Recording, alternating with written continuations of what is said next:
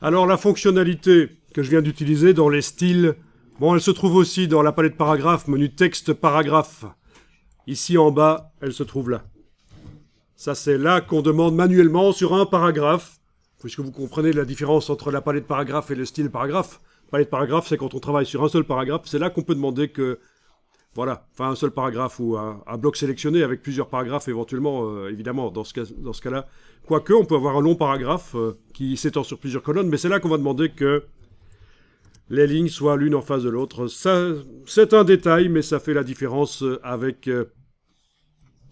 un document pourri. Ce genre de petits détails multipliés dans un document, c'est ça qui fait la différence.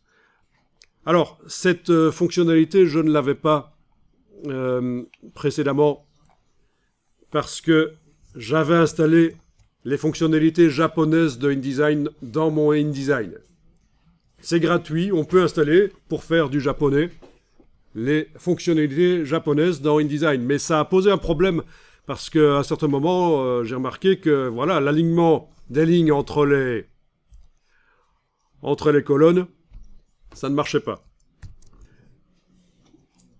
Donc voilà, je ne vais pas expliquer ici comment on fait pour que InDesign acquiert les fonctionnalités japonaises. Je ne vais pas l'expliquer en détail. Il faut juste savoir que c'est une question de désinstallation, puis de réinstallation, puis de prise en compte ou pas des préférences, est-ce qu'on les garde, et puis de réinstallation. Donc il y a tout un jeu d'installation et désinstallation du logiciel pour arriver à intégrer les fonctionnalités japonaises.